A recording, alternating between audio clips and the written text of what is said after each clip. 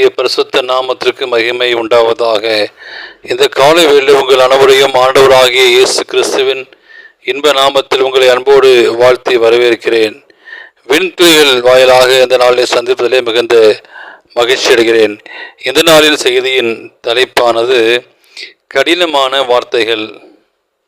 யூதா 1:15 வாசிக்கும்போது, தமக்கு விரோதமாய் அவபக்தியுள்ள பாவிகள் பேசின கடினமான வார்த்தைகள் எல்லாவற்றையும் அவர்களை கண்டிப்பதற்கும் கர்த்தர் வருகிறார். பேசிவிட்டு நான் பேசவில்லை என்றோ, அப்படி பெரியதாக எண்ணத்தை பேசிவிட்டோம் என்று சொல்வது மனிதர்களின் வழக்கமாக இருக்கிறது. பிறர் மனம் நோகும்படி பேசுவது சிலருக்கு கைவந்த கலை. அப்படி தகாதவர்களை பேசிவிட்டோம் என்று அநேகர் வருத்தப்படாமல் அதற்கு நியாயமும் கற்பித்து தாங்கள் செய்தது சரி என்று சொல்லி முடிந்து விடுவார்கள். யோபு பக்தனின் பாடுகள், கஷ்டங்கள் நாம் நன்றாக அறிந்திருக்கிறோம். யோபுக்கு நேரிட கஷ்டங்களை கேள்விப்பட்ட அவனுடைய நண்பர்கள் அவனுக்கு ஆறுதல் சொல்லவும் அவனுக்காக பிரதிபிக்கவும் அங்கே வந்தார்கள். அவர்களின் உரையாடல் மிக நீண்டது. அதன் முடிவில் கர்த்தர் அவளை பார்த்து, நீங்கள் என்னை குறித்து நிதானமாய் பேசவில்லை என்று 2 முறை குறிப்பிடுகிறார். யோபு 42:7-8 வாசிக்கிறோம். மற்றவருடன் உரையாடுகிற பொழுதெல்லாம் தேவனை மகிமைப்படுத்த வேண்டிய விதத்தில் உரையாட வேண்டும்.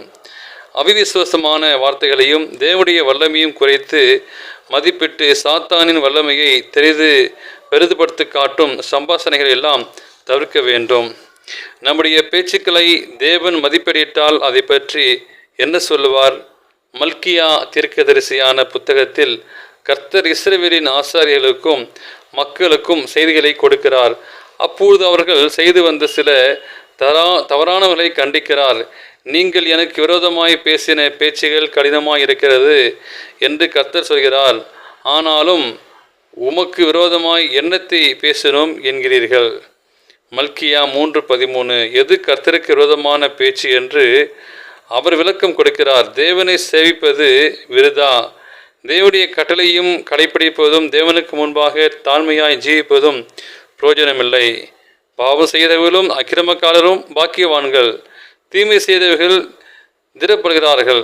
தேவனை பரீட்சை பார்க்கும் தீமையர்களுக்கு துன்பம் வருவதில்லை என்றும், தவறு செய்தவர்களுக்காகவும் காலம் என்று நம்மையும் அறியாமல் பேசுவதும் முறுமுறுப்பாகவும் கர்த்தருக்கு விரோதமான பேச்சு என்று கர்த்தர் கூறுகிறார்.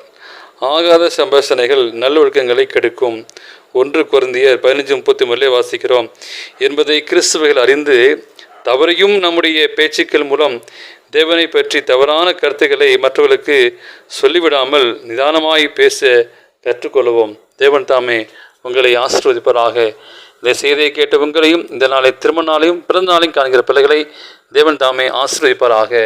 ஆமேன்.